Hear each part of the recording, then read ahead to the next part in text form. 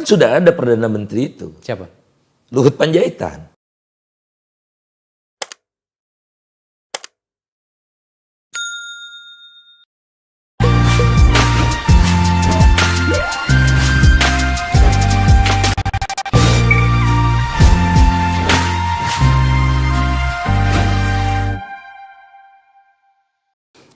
Perdebatan di ruang publik tentang banyak hal yang terjadi dalam perjalanan bangsa ini selalu riuh. Demikian adanya sebuah bangsa yang sedang bertumbuh menjadi matang. Agar kemudian niat baik kita bernegara itu tercapai. Ada banyak gangguan di sana sini. Salah seorang di antara tokoh atau pihak yang sering mewarnai catatan-catatan publik itu, khususnya dalam hal kritik-kritik itu adalah ahli atau pakar ekonomi dari Universitas Indonesia, Faisal Basri.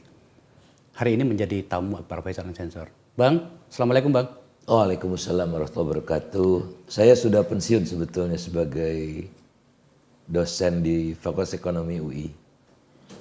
Emang ada masa pensiun? Kan abang masih muda, kenapa pensiun? Ikut pilkada dulu tahun 2012 Di? Jakarta, independen. Oh. Nah, jadi syaratnya harus mundur. Mundur. Tapi masih ngajar. Masih sekali-sekali, jadi tetapi tidak pegang kelas. Tidak pegang kelas ya. Jadi adik-adik yang misalnya minggu depan saya akan mengajar 2 kelas digabung, karena saya tidak bisa mengajar yang sama 2 kali gitu ya, nggak bisa gitu. Ya udah sekali jadi digabung, saya kasih kuliah semacam kuliah umum lah. Artinya kegiatan apa namanya itu akademis itu masih aja? Ada. Masih ada. Tapi kan kita memahami Bang Faisal itu seperti sejak 20-30 tahun lalu itu sebagai seorang pengamat ekonomi. Hari ini yang paling mengemuka dari kritik abang itu tentang kereta cepat Jakarta-Bandung. Ini ada beberapa catatan di kami,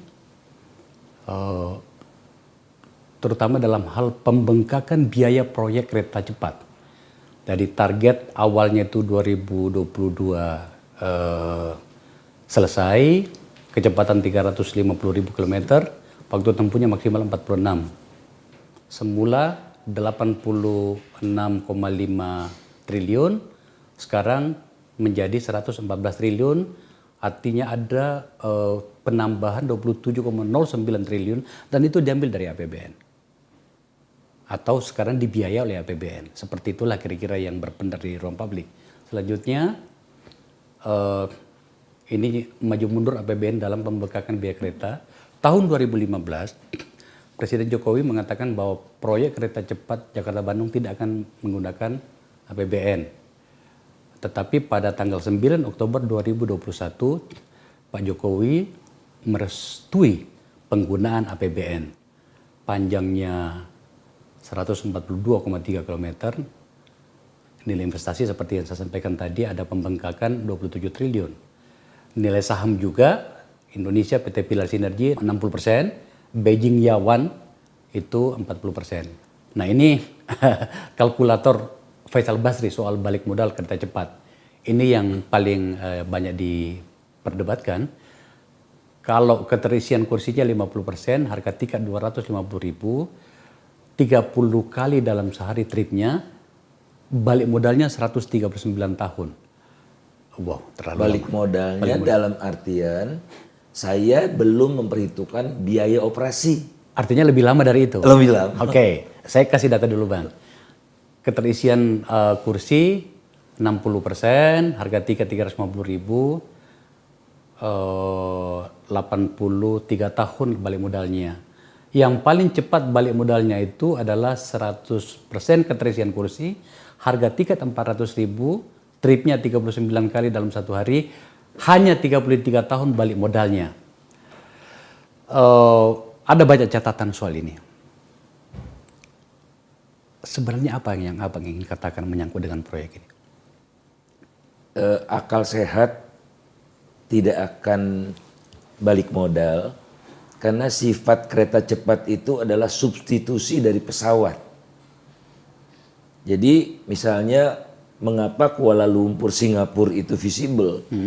Karena frekuensi pesawatnya itu 30.000 penerbangan Kuala Lumpur Singapura itu setahun, tertinggi di dunia untuk penerbangan 2 kota.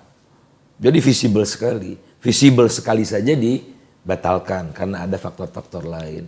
Nah, Jakarta Bandung alternatifnya banyak. Ya, mau apa? Mau parahyangan, mau kendaraan pribadi, mau bus, mau pesawat juga sudah ada, begitu ya.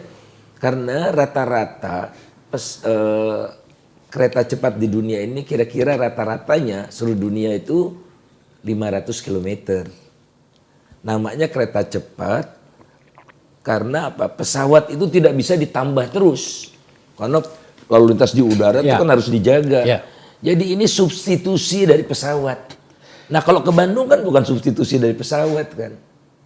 Dan anehnya kalau kereta cepat itu kan untuk menyaingi pesawat itu karena bandara biasanya kan di luar kota.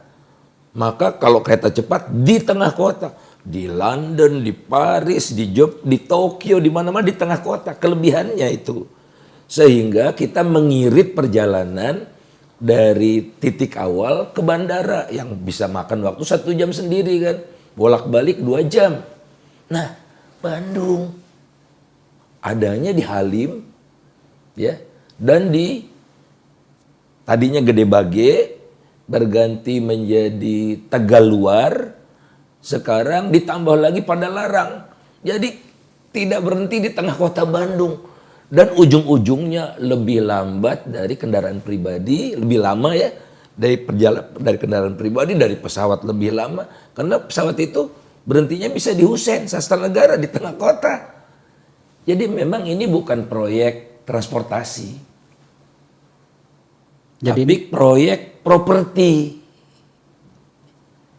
Di Tegaluar ada properti besar, ya. Di Walini ada proyek yang akan dikembangkan jadi pariwisata. Jadi bukan murni kereta cepat. Anda ingin mengatakan bahwa proyek yang sekarang dibiayai oleh APBN ini itu untuk memfasilitasi proyek-proyek yang tidak ada hubungannya dengan negara? Ya, saya dapat informasi dari seorang menteri yang saya tidak ingin sebutkan namanya. Itu spekulasi tanahnya sudah dikuasai oleh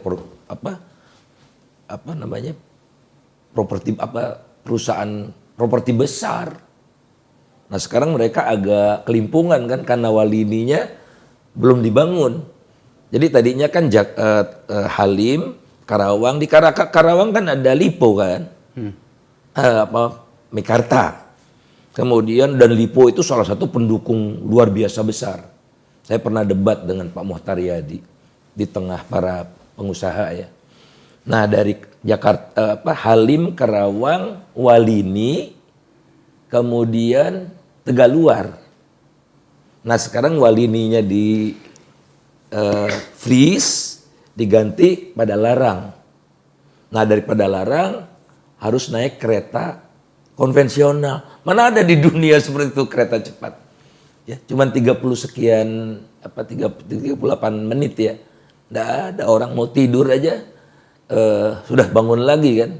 Jadi nggak convertible buat. Tapi coba kalau kita dari Tokyo ke Osaka. Aduh, kita bisa tidur nyenyak seperti di pesawat kan. Jadi kenyamanannya sama dengan pesawat. Harganya pun nggak sensitif. Karena mengambil segmen pesawat. Nah, kalau ini nggak jelas kan segmen mana yang mau diambil.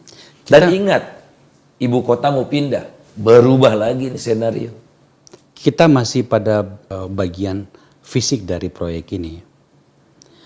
Yang Abang barusan sampaikan tadi itu, meskipun tidak baru, tapi saya tetap saja merasa kaget dan mengelus dada kalau memang ternyata seperti itu. Apa itu tadi yang Abang bilang? Ini adalah proyek tanda petik memfasilitasi proyek-proyek yang ada di sepanjang jalur itu. Bahkan Abang tadi sudah menyebut satu nama situ, Lipo, dengan proyek di Meikartanya. Seberapa valid argumen ini, Bang? saya harus bertanya soal itu? Karena argumen dari sektor transportasinya enggak ada. Nggak masuk. Enggak masuk. Ya. Kemudian kedua, selalu pemerintah mengklaim kenapa milih China. Karena China tuh business to business kan. Enggak ada jaminan pemerintah sama sekali. Ya tidak mungkin. Jepang tidak mau karena apa? Memang tidak visible. Oleh karena itu Jepang cuma mau membiayai yang pembiayaannya dijamin oleh pemerintah. Kalau rugi proyek ini, ya pengembalian utangnya tetap jalan kan. Artinya abang bisa membenarkan keputusan pemerintah berpindah tanda petik dari Jepang ke China. Betul. Meskipun karena ini nggak mungkin business to business. Ya, itu pada bagian itu abang clear ya. Oh iya. Meskipun banyak yang memprotes tidak elok dan tidak etik karena Jepang yang membuat studi kelayakannya, kemudian kok diambil oleh China. Seperti itu Bang? Betul. Oke, sekarang kita kembali tetap pada China. Oke, dilanjutkan secara bisnis to bisnis. Tapi ini catatan Anda loh. Tak usahlah 139 tahun, itu pun belum dimasukkan biaya operasionalnya. Belum. Itu bisa sampai berapa lama itu? Waduh, ya makanya saya bilang sampai kiamat pun tidak akan balik modal, itulah. Iya, makanya. Jadi pembayaran bunga belum masuk. Bunganya kan 2%. Iya. Jadi cost of capitalnya tinggi sekali. Kalau Jepang kan cuma 0,2. Oke. Jadi silahkan pilih. Tapi sangat tidak beralasan kalau memilih China karena bisnis ini kan justifikasi yang dibuat belakangan kan.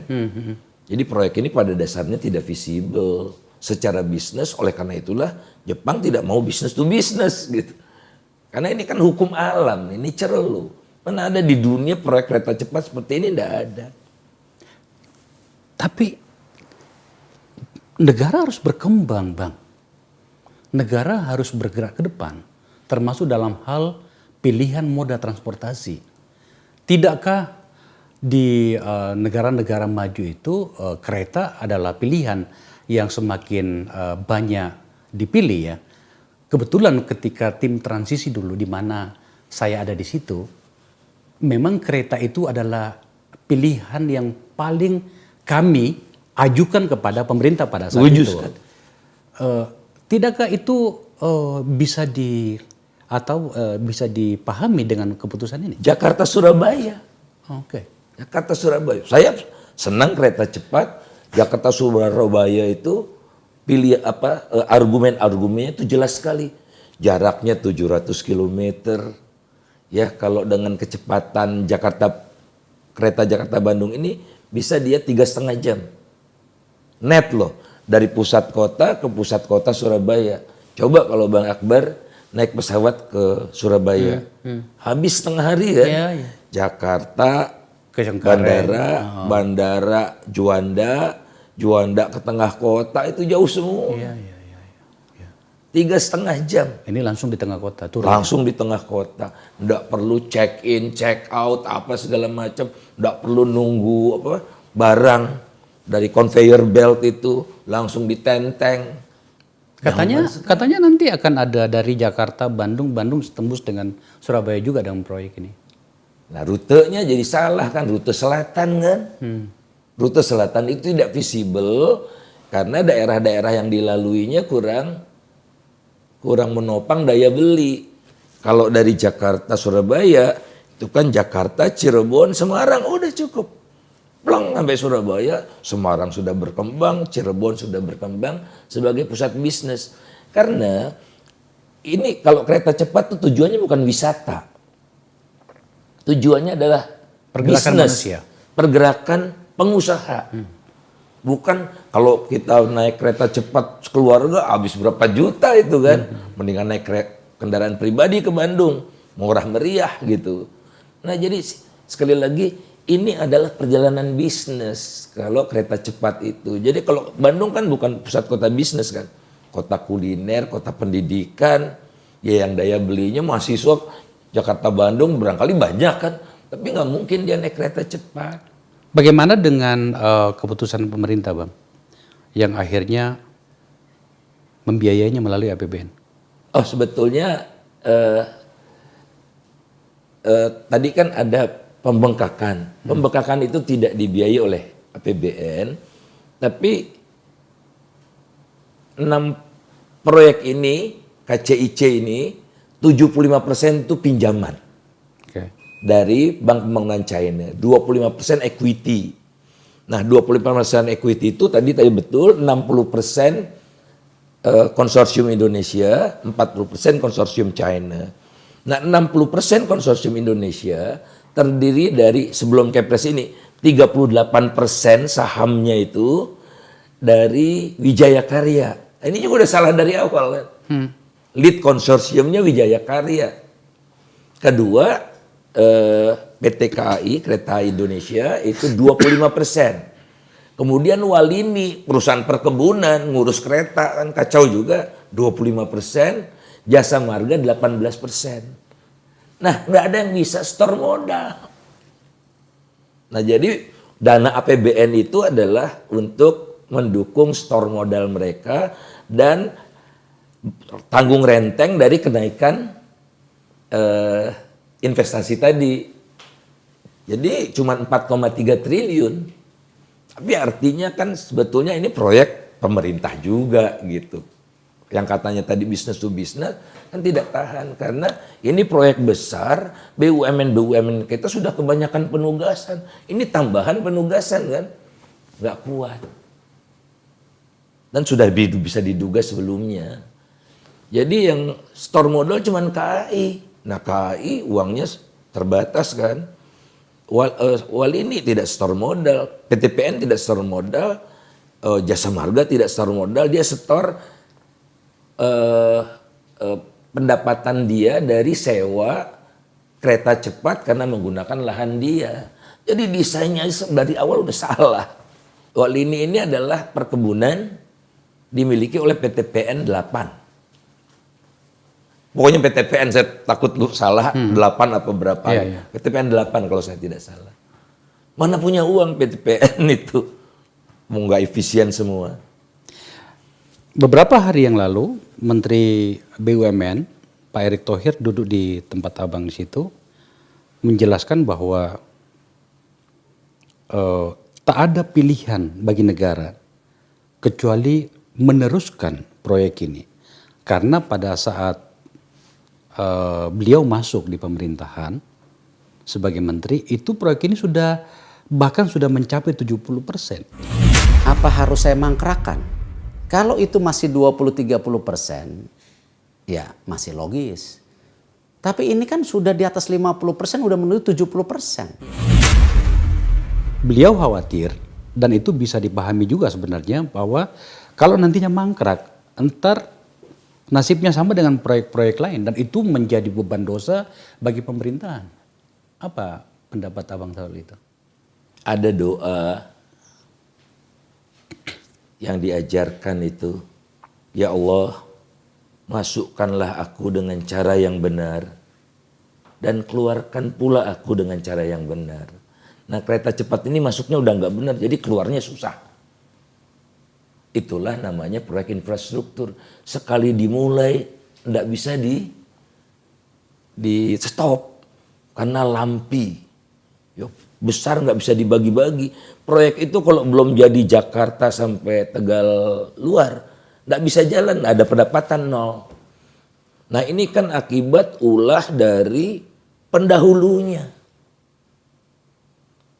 yang menginisiatifi proyek kereta cepat tapi bukan bidangnya.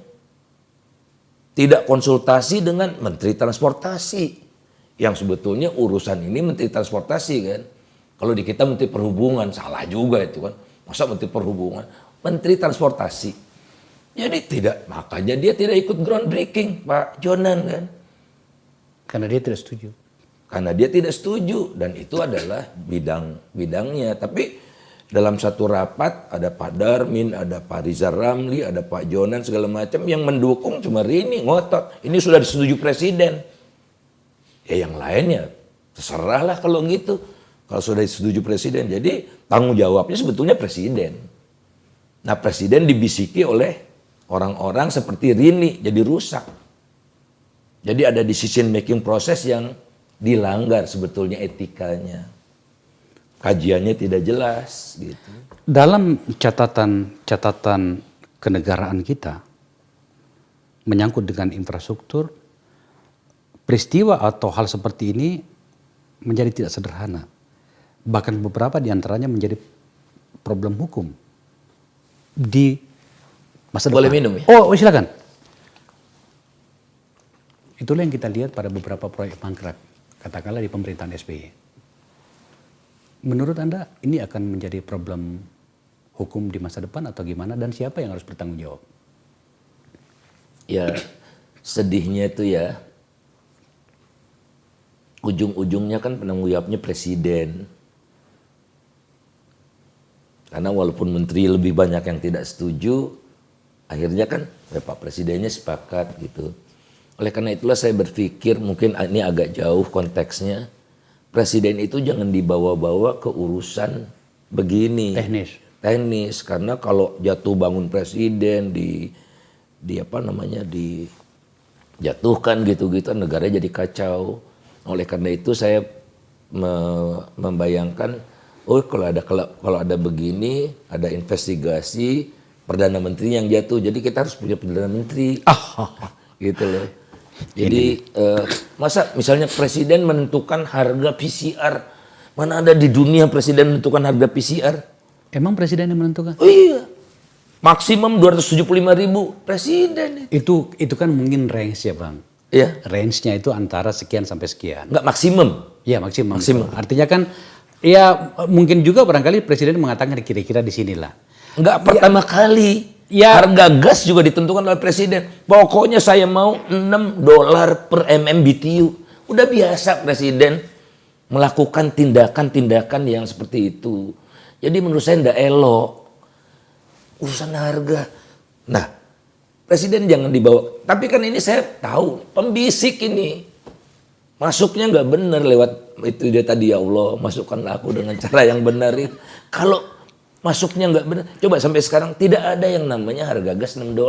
Jadi marwah presidennya jadi rusak kan. Dia melakukan sesuatu yang tidak visible. Tidak ada kajian akademisnya, kenapa harus $6? Padahal harga kan gonjang-ganjing. Masa di set $6?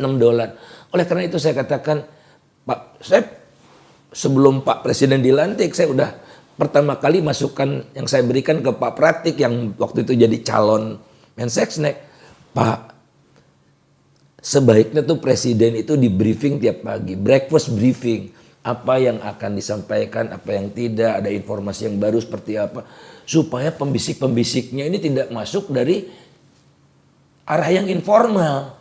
Itu bahaya sekali, keluarlah $6 itu, keluarlah 275 itu loh. Jadi sayang kalau presiden kita itu cuma dapat ini banyak sekali ya yang lain-lain lah gitu.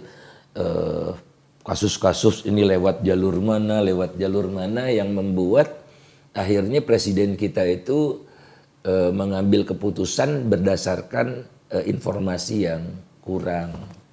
Saya menangkap Anda ingin mengatakan bahwa kabinet presiden tidak terlalu efektif hingga kemudian presiden harus mengambil posisi dan sikap seperti yang Anda sebutkan tadi. Iya kan marah-marah. Belakangan ini Pak Presiden juga marah kan. Ini kilang enggak jadi-jadi kan gitu kan waktu acara Pertamina dengan dia marah-marah terus sekarang ujung-ujungnya kan. Karena pemerintahnya tidak efektif. Ya tapi bagaimana ya? Bahkan ada satu menteri yang nyaris tidak pernah ikut sidang kabinet, didiamkan saja. Kan dia melecehkan presiden kan? Siapa gerangan menteri itu? Sandiaga Uno namanya. Dia sibuk kampanye untuk dirinya jadi presiden. Ada tim suksesnya gitu. Yang ceritakan, emang saya ikut sidang kabinet kan tidak. Tapi seorang menteri yang menyampaikan kepada saya itu. Ya saya sebut saja karena kan saya tidak ingin mengarang-arang. Yeah.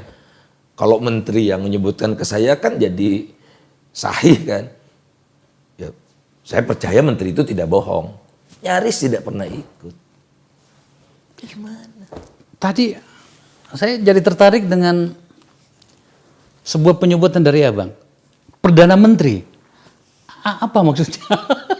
Jadi pemerintahan Kita tidak mengenal sistem itu loh Bang. Oh, mengenal. Kita dari tahun pemilu pertama Oh ada iya, Perdana Menteri. kalau itu iya dulu. Kemudian kembali ke Undang-Undang Dasar 45 ya pada tahun 59 kan. Itu Perdana Menteri terus. Iya kan? Juanda itu Perdana Menteri. Kemudian pindah namanya jadi Menteri Utama tapi Perdana Menteri. Karena tidak disukai, maksudnya jangan Perdana Menteri sebagai Perdana Menteri. Juanda itu Perdana Menteri.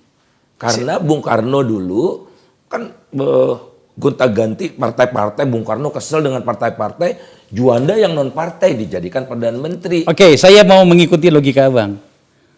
Kalau memang ternyata itu, siapa yang layak untuk menjadi Perdana Menteri? Itu kan kesepakatan partai-partai. Biasanya partai yang memiliki suara terbanyak atau kursi terbanyak. Itu kira-kira kajiannya seperti itu. Tapi kalau dibawa pada konteks hari ini, anggota kabinet di sekitar Pak Jokowi, siapa yang layak dan bisa melakukan seperti itu? Kalau de factonya, kan sudah ada Perdana Menteri itu. Siapa? Luhut Panjaitan, Pak Luhut Panjaitan.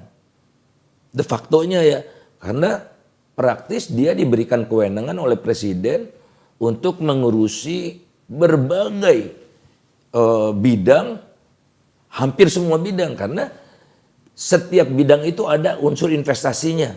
Pak Luhut, Menko, urusan investasi kan selain kemaritiman gitu. Faktanya kan gitu.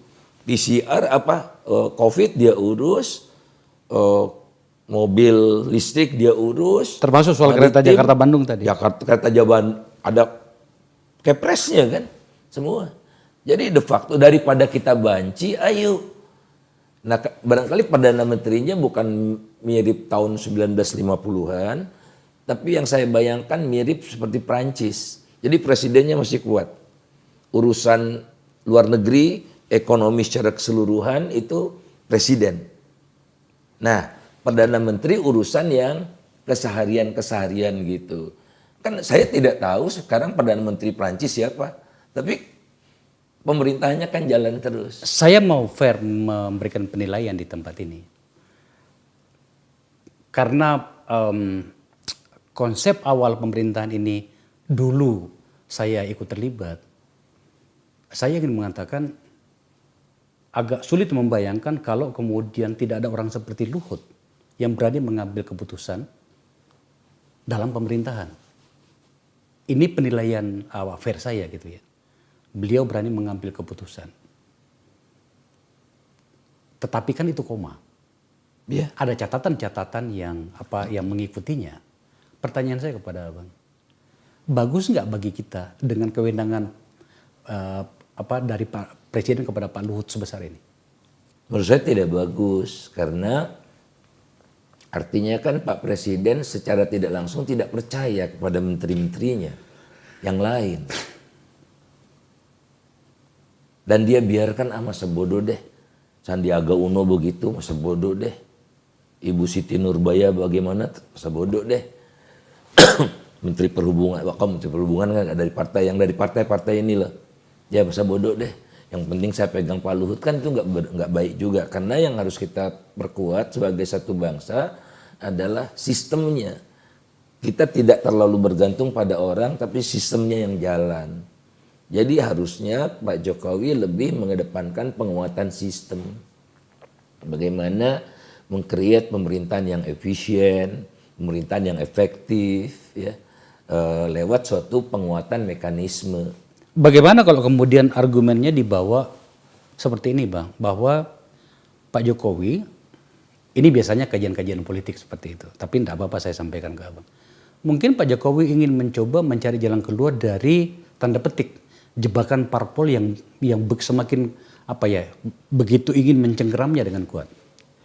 Tidakkah itu adalah sebuah ruang yang harus dimainkan agar kemudian tidak semakin kejepit? Semakin menjustifikasi adanya Perdana Menteri. Parpol ini mau jabatan tapi tidak mau tanggung jawab. Mau koalisi tapi tidak mendukung presiden secara keseluruhan. Dan tidak ada ongkosnya buat partai yang tidak mendukung kebijakan pemerintah. Oh, tapi dalam banyak keputusan presiden, partai memberikan dukungan luar biasa loh Bang. Ini satu contoh nih. undang-undang Ciptaker yang kemudian dibatalin oleh Mahkamah Konstitusi. Nggak bisa jalan itu kalau partai politik tidak memberikan dukungan. Dan hari ini kemudian presiden sangat kuat di parlemen. Maksud saya begini, kalau oposisi kan ada harganya. Jadi oposisi ini, koalisi ini kan ada harganya. Kalau ada apa-apa, sebetulnya kan partai, saya ngomong dengan pemimpin partai, kalau saya berkuasa Mas Faisal, pertama kali yang akan saya batalkan adalah Undang-Undang Cipta Kerja. Gitu tuh kata pemimpin partai itu. Ada pemimpin partai? Pemimpin partai koalisi? Koalisi, tapi saya nggak mau sebut namanya lah. Artinya apa? Sekarang dia bilang gini, tapi konstelasi politik tidak memungkinkan kami oposisi gitu. Model-model kayak gitu. Klasik banget bahasa itu, Bang. Iya. Nah, tapi intinya yang ingin saya katakan, kalau oposisi, kan kalau di negara parlementer, oposisinya tidak setuju, dia keluar dari oposisi, pemerintahnya jatuh. Okay. Nah, jadi seperti itulah tanggung jawab partai koalisi itu kan, partai yang memerintah. Nah, kalau ada ketidaksepakatan, oke, pecah koalisinya, kemudian ada mosi tidak percaya, Perdana Menterinya otomatis jatuh tanpa hura-hura, huru-hara gitu. Kalau di kita, presiden jatuh, ngerikan kan. Nah, oleh karena itu, ayo kita, dapur kita itu kita bereskan, setup-nya. Nah, presidennya strong mengkoordinasikan ekonomi secara keseluruhan, politik luar negeri, dan pertahanan. Kan masih keren juga presidennya, berwibawa. Dan saya rasa senang, karena hampir tidak ada orang di Indonesia ini yang memiliki kapasitas untuk mengatur semua, Bang Akbar. Too big, this country ini too big lah ya, terlalu besar gitu. Sehingga harus ada pembagian. Nah, dulu ada semacam mengarah ke sana, zaman Pak SBY, Pak JK. Tapi Pak JK disumpah serapah juga kan, akibat dari besarnya perannya itu. Nah, oleh karena itu, karena di dalam konstitusi wakil presiden adalah bumper. Nah, udah kita amandemen Undang-Undang Dasar 45, mungkin juga nggak perlu amandemen dulu, nggak ada amandemen itu, bikin aja menteri utama, cukup undang-undang tanpa harus ada amandemen Undang-Undang Dasar. Kemarin itu dari kita ngambil gambar hari ini, itu kemarin itu diputuskan tanggal 25. Mahkamah Konstitusi memutuskan bahwa Undang-Undang Ciptaker itu dalam Omnibus Law itu butuh perbaikan, dikasih waktu 2 tahun. Kira-kira begitulah. Dalam banyak diskusi yang berpendar hari ini, seharusnya itu sebuah tamparan bagi pemerintah dan DPR. Anda punya catatan apa menyangkut itu? Jadi saya rasa koalisi pun tidak terlalu kecewa. Karena mereka pada dasarnya tidak setuju juga. Ya. Nah, ini pengalaman saya pribadi. Yang saya ceritakan ini yang pengalaman saya pribadi. Saya 2 kali diundang oleh Nasdem bicara tentang Omnibus. Sekali diundang oleh PDIP. Bahkan diundang oleh PDIP itu saya datang ke fraksi mereka lengkap membahas pentingnya Omnibus ini. Mereka sepakat dengan apa pandangan saya, dan Bang Akbar tahulah pandangan saya tentang Omnibus. Nah, mereka mengatakan seperti ini, kita bebas berdiskusi, tapi setelah ketua umum kita deal, kita harus diam, gitu. Artinya kan sebetulnya marwah dari anggota DPR itu nggak sepenuhnya setuju, tapi ada oligarki politik yang di atasnya sudah setuju semua bahwa harus ikut. Faktanya seperti itu. Dan ada fraksi-fraksi lain juga yang mengundang saya, Demokrat, PKS, itu yang saya ingat ya. Jadi tidak bagus ya kedengarannya. Ya, jadi makanya disebut oligarki. Itu diputuskan bersama, tapi kemudian ada banyak varian informasi yang mengatakan mereka tidak setuju, dan sejujurnya itu saya paham soal itu. Bahkan ada anggota DPR yang masuk bahan kepada saya perkembangan pembahasan. Karena dia ada di apa namanya di baleknya itu, ya. Bang, ini tolong, ini bahaya bang atas kedaulatan kita, dia bilang. Suarakan bang di luar. Karena dia tidak bisa bersuara di dalam. Tentang itu apa? Azas kabotaj. Saya ingat itu. Nah, jadi seprihatin itu mereka. Tapi nggak bisa bicara karena di sini kan government by few. Sesaat apa saya mendengar seorang anggota DPR yang ditunjuk, yang dilantik, yang mendapatkan beban-beban konstitusi dari negara, dari rakyat, tapi justru meminta pihak luar yang ada di jalan tanda petik seperti Bang Faisal sekarang untuk menyuarakan itu. Karena dia tidak bisa bersuara lagi, tapi dia terus bersuara, akhirnya dia didepak dari balik. Diganti oleh yang loyal 100% untuk memuluskan ini, yang latar belakangnya polisi.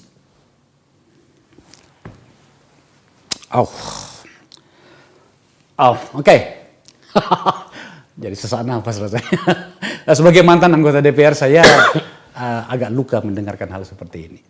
Karena kalau mau berbicara soal itu, bagi saya pribadi seharusnya tidak perlu seperti itu. Dia sudah melakukan maksimal. Iya, makanya. Ya. Dulu ketika saya anggota DPR, Bang, ada satu isu saya berbeda dengan fraksi saya. Dan saya nyatakan secara terbuka, apa itu tentang hukuman mati. Saya tidak setuju hukuman mati. Dan saya ungkapkan itu. Saya nyatakan di paripurna. Sementara fraksi saya itu mendukung hukuman mati. Pada saat kami sedang membahas revisi Undang-Undang KUHP.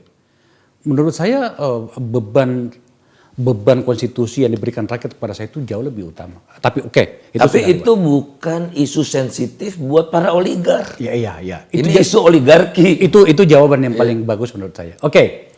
Ada satu isu yang sering Abang suarakan menyangkut dengan utang luar negeri. Ya. Ini soal apa itu? Twitter, Abang kan sering men-tweet itu. Ya. Ini kritik Abang soal utang membengkak. Kita punya banyak kebutuhan. Kita perlu membangun macam-macam, ya. Nah, namun sadarilah ambisi kita itu harus kita manage untuk menjaga agar daya dukung kita tidak ambruk. Oke. Nah, utang naik karena apa? Karena belanja kita begini, pendapatan kita nggak naik-naik. Bahkan dalam 8 tahun terakhir, kecuali 1 tahun, jadi dalam 8 tahun itu di tengah ada yang pengecualian. 8 tahun terakhir itu pendapatan kita turun terus.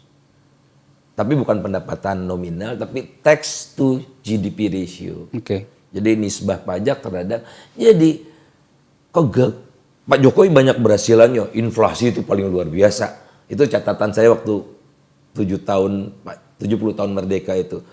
Pak Jokowi mewariskan legacy yang tidak pernah dialami oleh pemerintahan manapun. Inflasinya rendah, less than 3%. Apa namanya, inflasi terkendali? Terkendali luar biasa. Terlepas dari, saya juga dikritik sama kawan.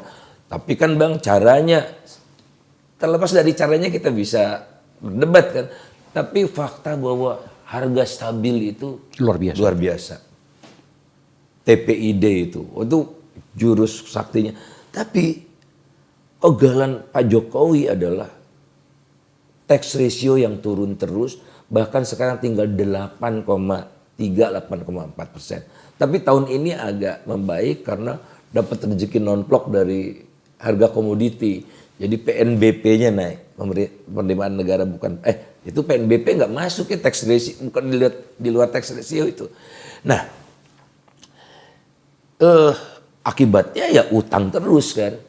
Nah, selalu pemerintah itu mengatakan nisbah utang terhadap PDB kita tuh kecil. Betul, baru 40%, Bang Akbar. Undang-undang membolehkan sampai 60%. Ya Jepang 200%, Singapura 100%. Nah, ini yang menurut saya pemerintah janganlah memancing gitu. Oh, ini datanya cocok buat saya jadi argumen. Didiklah masyarakat ini secara baik sehingga bisa melihat keseluruhan.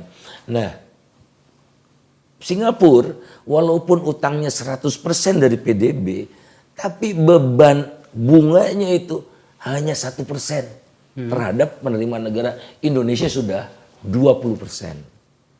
Next year, tahun depan ya, 20%. Nah 20% itu artinya buat gaji pegawai negeri harus dikurangi kan. Buat sosial harus dikurangi karena bunga ini kalau tidak dibayar kita default. Nah itu loh, jadi beban bunga kita sudah sangat berat. Tercermin dari sini. Nah utang itu kata menteri, para menteri, untuk bangun infrastruktur terbukti tidak. Yang paling banyak pengeluaran, tambahan pengeluaran, kan belanja naik, pendapatan turun. Nah kenaikan itu yang paling banyak yang mana kan kita cek. Nomor 1 adalah belanja barang, bukan infrastruktur. Nomor 2 belanja pegawai. Nomor 3 belanja modal, baru belanja modal. Nomor 1 belanja bayar bunga tuh nomor 1.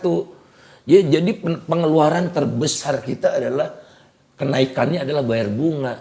Artinya kan udah jadi masalah bunga ini. Karena kita pinjam bunganya 6,5% rata-rata. Kalau si Singapura bunganya 0,1%. Kenapa mereka bisa kita tidak? Ya karena risikonya di kita tinggi kan. Oke. Politik keris, apanya, risiko nilai tukar, macam-macam begitu. Banyak orang yang sering sebenarnya bertanya, Anda para ekonom ini memperdebatkan apa sih kok sesama ekonom tetapi kadang-kadang berbeda banget menyangkut katakanlah dalam hal utang. Pemerintah dalam hal ini Menteri Keuangan mengatakan enggak, ini aman kok. Tetapi dari bahasa seorang Faisal Basri yang mau tidak mau harus kita dengarkan juga, itu berisiko. Yang mana yang harus kami terima dan kami pahami? Aman. Saya berpandangan aman. Tapi ongkosnya mahal. Berarti nggak aman dong? Nggak, maksud saya aman itu kan default dalam pengertian saya. Nggak bisa bayar. Bisa bayar pemerintah. Tapi akhirnya belanja pemerintah itu untuk yang lebih esensial menjadi terhambat kan. Peningkatan kesejahteraan pegawai turunkan. Bahkan sekarang transfer ke daerah akan diupayakan tidak mengikat. Jadi bergantung kepada kondisi. Jadi transfer ke daerah bisa diturunkan. Nah otonomi kita jadi berkurang. Jadi ongkosnya mahal. Jadi bukan soal aman tidak. Tapi bebannya sudah sangat besar. Betul, jadi dua-duanya betul.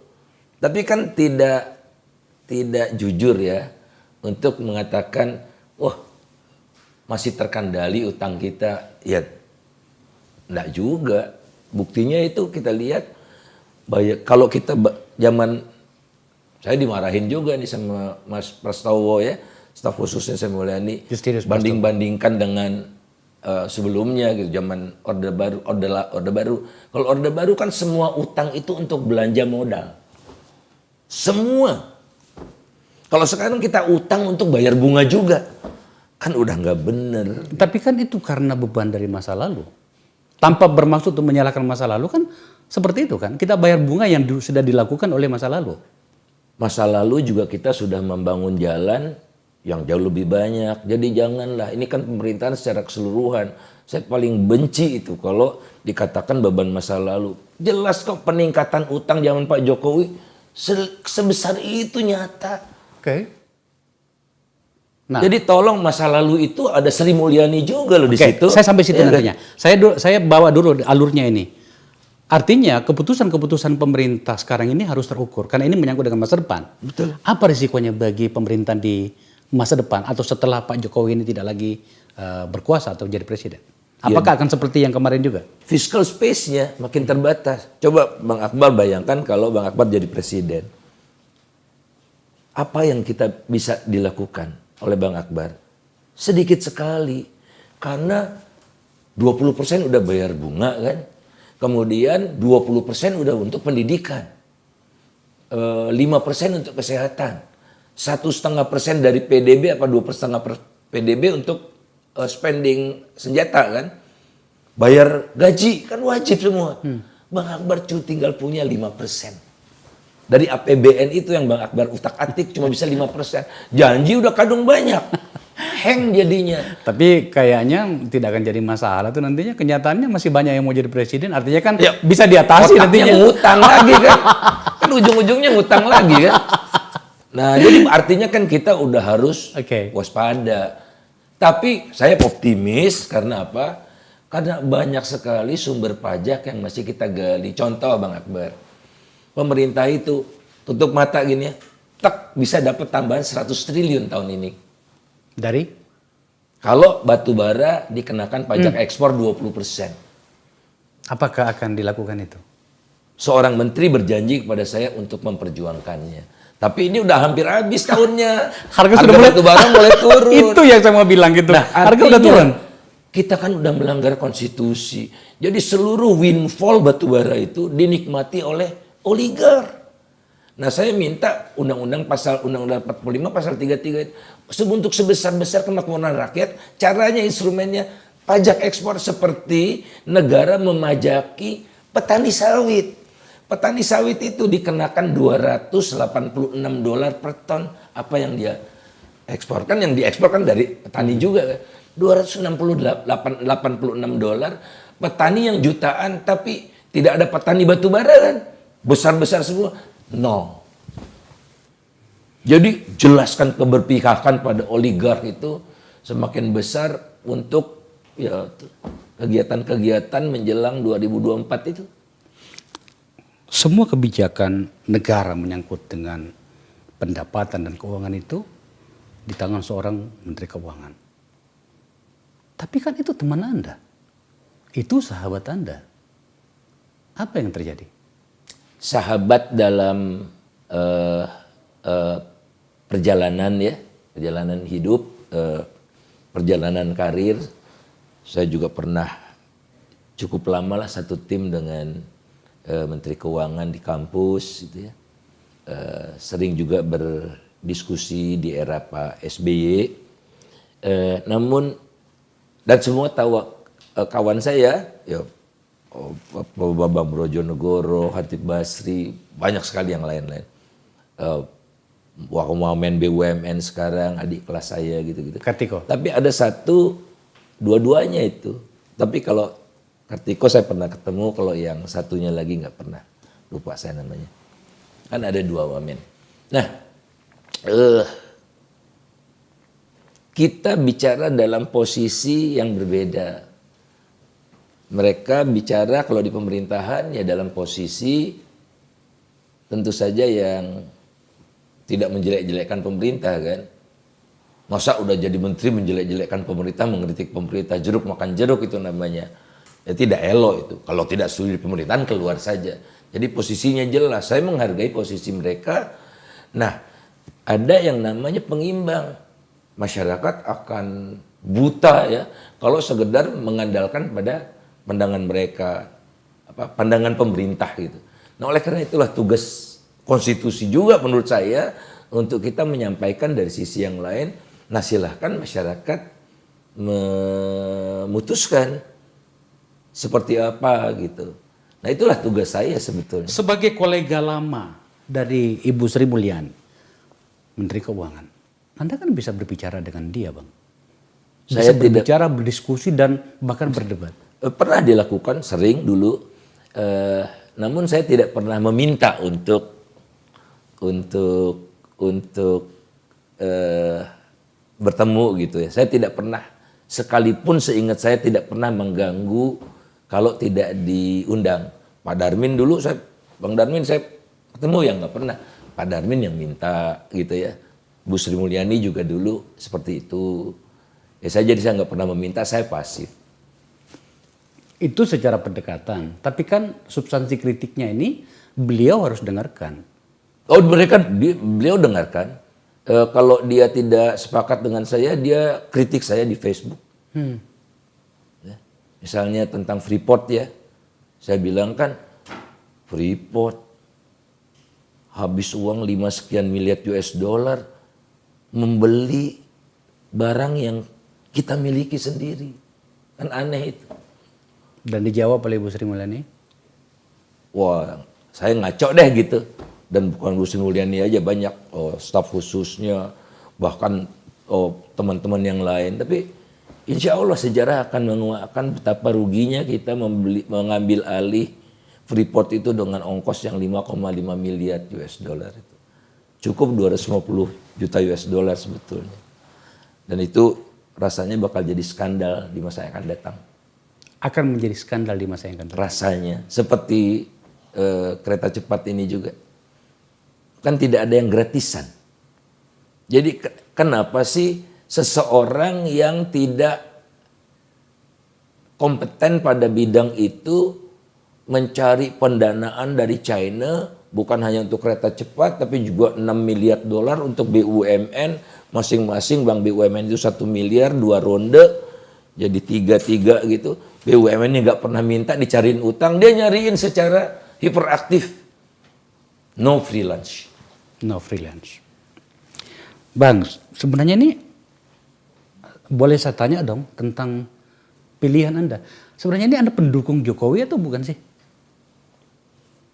Saya ikut pilkada bersama dengan Pak Jokowi, saya kalah. Oke. Ya, tapi saya memenangkan. Jadi yang pemenangnya waktu itu ada 2, Pak Jokowi sama Pak Ahok melawan Pak Foke. Saya mengalahkan Alex Nurdin. Sebagai independennya? Sebagai independen mengalahkan calon dari partai kedua terbesar. Artinya saya sebetulnya ikut pilkada juga bukan untuk menang kan, tapi untuk menunjukkan ada ruang di dalam partai politik itu yang kita bisa masuki dan bisa mengeksersis berpolitik secara berkeadaban. Gitu. Itu yang terpenting. Nah, sejak di hari pertama kalah, saya menyerahkan kepercayaan rakyat itu kepada pemilih saya. Saya tidak suruh milih kemana. Karena ini udah siap nih dijual nih suara saya yang 5% itu. Ya kan lumayan tuh. Penggenap loh, luar biasa itu. 5% banyak. Banyak yang melakukan pendekatan itu. Nah, secara pribadi saya declare saya dukung Pak Jokowi Ahok. Dan sampai sekarang hubungan saya baik. Ya ketemu Pak Ahok gitu ya di Pertamina, kecipa-kecipi gitu, teman. Karena dulu saya ikut pilkada itu gara-gara Mas Ahok juga gitu. Tadinya mau calon independen itu Mas Ahok. Ya. Nah timnya juga tim saya gitu yang ikut menggerakkan. Nah tapi kan gagal dapat KTP yang harus 400.000 itu. Nah jadi Ahok mundur, dia menggunakan kendaraan partai. Kawan-kawan saya bilang, Bang Faisal harus teruskan nih eksperimen ini. Itulah ceritanya. Nah jadi secara pandangan politik saya mendukung Jokowi waktu pilkada. Pernah juga ada ya tim-tim pemenangan gitu ya waktu pilkada ya saya ikut di Taman Ismail Marzuki waktu kita bikin acara Pak Jokowi datang saya sebelahan dengan dia, fotonya ada. Nah pilpres saya pilih 2 kali pilpres, dua-duanya pilih Pak Jokowi. Tentu saja saya tidak sepenuhnya yakin gitu Pak Jokowi ini akan sangat efektif, tapi saya lihat alternatifnya jauh lebih buruk. Bukan lebih buruk, jauh lebih buruk, jauh lebih tidak pasti. Jadi itu namanya pragmatisme, nggak ada urusan dengan ideologi kelihatannya. Kalau ideologi saya sebetulnya sosial demokrasi. Paham ekonomi saya adalah social market economy. Tapi teman-teman saya itu menganggap saya neolib. Tapi teman-teman neolib menganggap saya kiri gitu. Jadi terserah deh gitu. Terserah salah ya? Terserah. Di buku teks karangan kawan-kawan kita juga lah yang diterbitkan di luar negeri saya dikategorikan itu neolib. Ya silahkan aja. Saya dengar kabar Anda beberapa kali diminta untuk menjadi pejabat. Terutama di masa lalu. Masa mulai dari SBY, Dan waktu itu Ibu Sri Mulyani sudah menjadi Menteri Keuangan.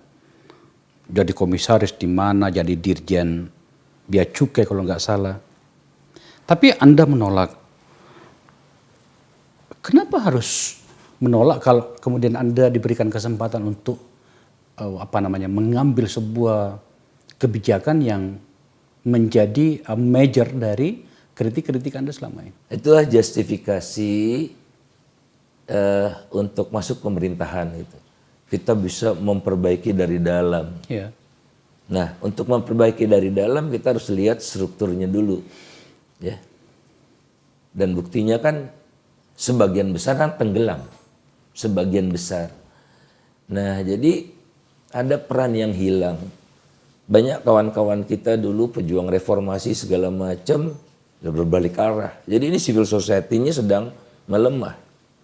Ya, kritik-kritik semakin kurang gitu. Belum lagi ada macam-macam. Nah, jadi di tengah kondisi seperti itu saya ingat orang yang saya sangat kagumi. Namanya Dr. Riswanda Imawan. Riswanda Imawan, almarhum. UGM.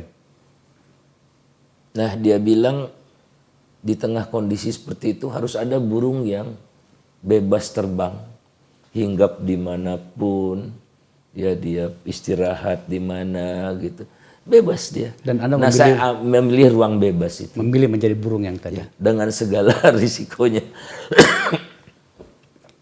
Bang Faisal, makasih ya. Makasih sama-sama. Anda menjelaskan dan berada pada posisi berumah di atas angin. Posisi yang memang kita butuhkan banyak. Saya pendukung pemerintah, abang juga tadi sudah menjelaskan posisinya, tetapi saya memilih untuk mendengarkan kritik bahkan yang sangat keras pun terhadap pemerintahan Jokowi. Sebab saya selalu mengutip cara pandang Rendra, W.S. Rendra, yang mengatakan sesekali keluarlah dari rumahmu untuk melihat siapa tahu ada lubang-lubang di rumahmu yang tidak bisa kau lihat dari dalam rumahmu. Saya mengambil posisi itu. Ya. Pak Faisal, terima kasih. Terima kasih. Telah hadir di forum saya. Pemirsa, kita mendengarkan istilah saya hitam putih seorang Faisal Basri. Ada banyak catatan tadi, ada banyak informasi yang tampaknya tidak terlalu sering beliau ungkapkan di ruang publik. Bahkan ada beberapa yang tidak pernah diungkapkan. Kita dengarkan itu sebagai sebuah catatan anak bangsa. Saya yakin semuanya berniat baik terhadap Republik ini. Maka untuk itu, mari merawat niat baik itu tadi. Billahi taufiq wal hidayah. Assalamualaikum warahmatullahi wabarakatuh. Waalaikumsalam warahmatullahi wabarakatuh.